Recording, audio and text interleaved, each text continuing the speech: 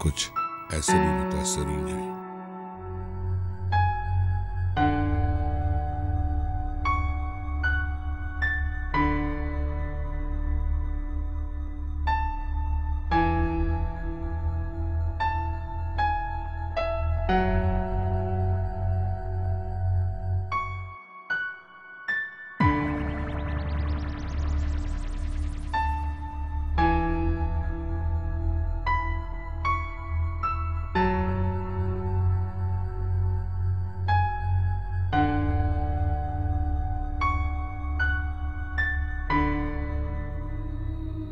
हम उस वक्त अंदर थे, बाहर पहले फायरिंग शुरू हुई है, तो उस वक्त जब फायरिंग हुई तो हम साइडों में जाने शुरू हो गए थे।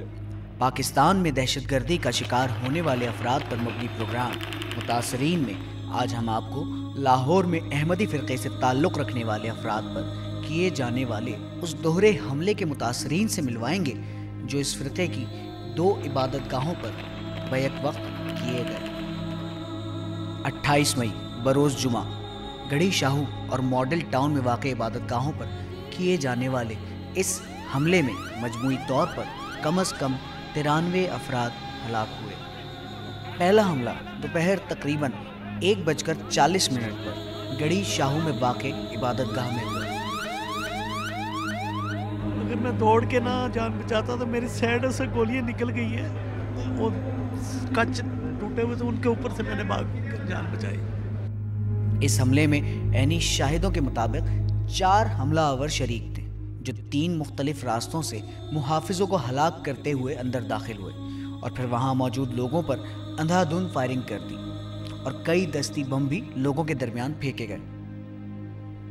कई ऐनी शाहिदीन ने बताया है कि हमला आवरों ने कई बार वहां मौजूद लोगों को लाइनों में खड़ा करके गोलियों का निशाना बनाया। मैं यूके में रहती हूँ, मेरी बेटी भी यूके में है। उसे उसके इन लॉज से फ़ोन आया था कि न्यूज़ आ रही है कि दारुज़िकर और माल्टन में इस तरह टेरर अटैक हो गया, तो आपके फादर गए हुए पता करो। मुझे मेरी बेटी ने भी फ़ोन किया था कि मामा अभी फ़ौरन फ़ोन में टीवी ऑन करें, देखें क्या हो रहा है। तो फिर आप पता करें वो कहाँ है। मैं कहा बेटा जुम्मे का टाइम है, वो लाजमी बात है नमाज के लिए गए होंगे। जब उसने मुझे बताया तो मेरे तो पैरों के नीचे ज़मीन निकल गई कि ये क्या हो गया। मुझे कोई 1:35 में मेरे ड्राइवर का फ़ोन आया कि जी और फायरिंग हो रही है। उन्होंने रोड ब्लॉक कर दी थी, अलाउ नहीं कर रहे थे किसी को।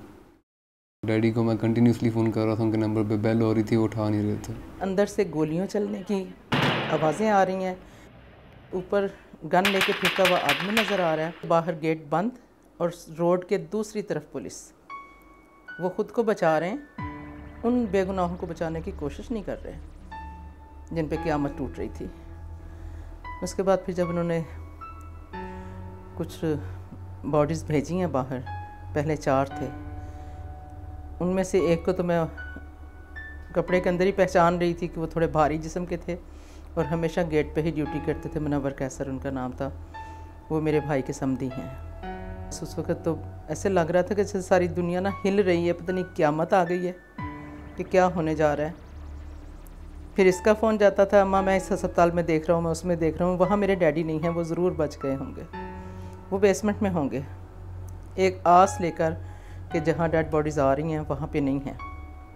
तकरीबन शाम को 5 बजे जाके पता चला कि वो डेड हाउस में है उधर न्यू अस्पताल। लेकिन फिर इसने मुझे कुछ वक्त के बाद बताया कि मैंने डैड को पहचान लिया, मेरे डैड नहीं रहे। बस पता नहीं था, बाद में इंसान यही सोचता है कि हम ना जाने देते कुछ भी होता। मैं नहीं बता सकती कि हम किस कैफियत से गुजर गए। सबसे पहले मैंने इनको जाकर देखा था, मैंने रिकग्नाइज किया था उनको। उनकी बॉडी मेरे ख्याल से मेरे 5 मिनट पहले पहुंचे हैं और मैं 5 मिनट के बाद पहुंचा हूँ डेड हाउस में, आगे पीछे आए थे। ये तकलीफ़ मेरे लिए बर्दाश्त से बाहर थी, लेकिन संभल उन लोगों को देख के रही हूँ जो आके मेरे पास रोते हैं कि हमारे लिए अशरफ ये थे, वो थे, अब नहीं हैं। सारी आदतें मुझे उनकी अच्छी लगती थी। सबसे अच्छी नमाज के बहुत पाबंद थे। 5 वक्त नमाज़ पढ़नी है। कोशिश उनकी ये थी कि हमेशा मस्जिद जाकर नमाज़ पढ़ें बाजमात, घर में पढ़ना पसंद नहीं करते थे।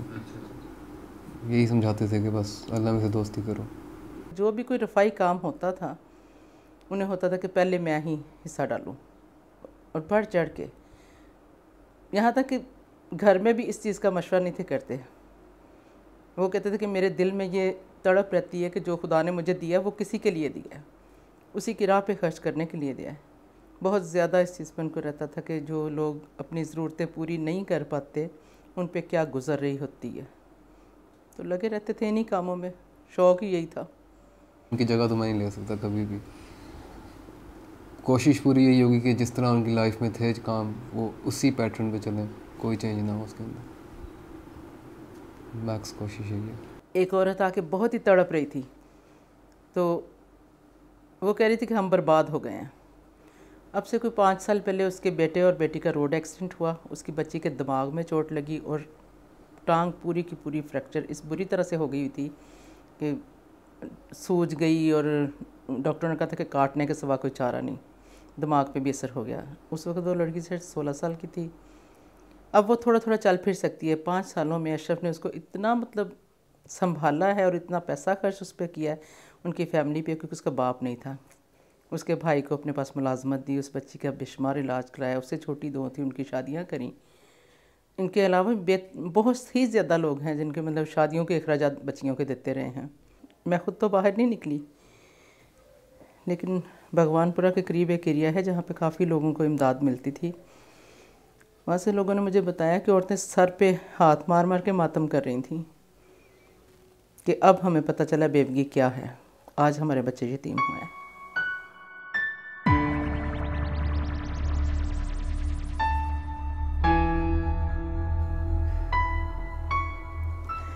शायद ये बहुत ज़िम्मेदारी का बोझ जो मुझ पे पड़ गया एकदम, उसने ही मुझे ऐसा कर दिया है कि मैं अपने दुख के लिए नहीं रो रही, मुझे सारों का दर्द जो है वो महसूस हो रहा है। और बार बार मेरे दिल में यही है, दुआ भी कर रही हूँ कि अल्लाह ताला मुझे हिम्मत अता करो। मैं तो किसी काबिल नहीं, जितना मुझ पे ज़िम्मेदारी आई है खुदा ताला इसको पूरा करेगा, तो कभी कारसाज है। अशरफ जैसी सोच, उनके जैसा बड़ा दिल मेरे पास नहीं है। आने वाले वक्त में क्या होना है वो अल्लाह को पता है। आज मुझे रश्क आता है कि मैं उस नेक इंसान की बीवी हूँ। अगर किसी घर का डिसिप्लिन ख़राब होता है तो लोग माँ बाप को ब्लेम करते हैं कि माँ बाप ने अपने बच्चों की तरबियत नहीं की, कंट्रोल नहीं रखा, घर का निज़ाम अच्छा नहीं चलाया। जो हुक्मरान होता है, हाकिम वक़्त, इस्लाम में वो भी माँ बाप के करीब दर्जा है। मुझे अपने मुल्क के हाकिमों से ही दुख है कि वो सारे आपस की लड़ाइयों में पड़ के तो अपनी कौम को बर्बाद कर गए, पाकिस्तान को पूरी दुनिया में बदनाम करा दिया। क्या सिखाया उन्होंने अपनी कौम को, कौन सी तरबियत दे रहे हैं, कौन सा यहाँ कानून नाफिज है। पूरी दुनिया आज हम पे हकारत की नज़र से देखती है कि पाकिस्तान में कानून नहीं है। औलादें उठकर माँ बाप को तरबियत नहीं देती, हमेशा ऊपर से ही निचले वालों को सिखाया जाता है। रोज़ रोज़ सड़कों पे किसी का बेटा मर गया, किसी की माँ मर गई, किसी का बाप चला गया, क़यामत मची रहती है और सिर्फ़ एक ख़बर आती है कि प्राइम मिनिस्टर ने मज़म्मत की और प्रेसिडेंट ने मज़म्मत की, फ़लाँ ने अफसोस कर दिया, फ़लाँ ने कर दिया। क्या वो अफसोस क्या देता है? या चंद रुपये जो दे देते हैं वो ज़िंदगी गुजारने के लिए हैं, वो उनके दुखों पे मरहम बन सकते हैं? ये यहाँ का जो कानून है और यहाँ का जो निज़ाम है, चंद लोग जो अपर से कंट्रोल कर रहे हैं, उन्होंने सबको जानवरों से भी बदतर रखा हुआ है। पब्लिक के साथ कुछ सहूलत नहीं है, कोई इंसाफ नहीं है और कोई तरबियत कुछ भी नहीं है। और वो बताता रहा कि अंदर बहुत ज़्यादा फायरिंग हो रही है, बहुत ज़्यादा शहादतें हुई हैं, बहुत ज़्यादा ज़ख्मी हुए हैं। 1:15 बजे करीब मैं घर पहुंचा तो टीवी मैंने जब लगाया तो उस टाइम खबर चाह रही थी कि सी ब्लॉक में हमला हुआ है। उस वक्त पता चला जब लीद अल्लाह भी प्यारा हो रहा है।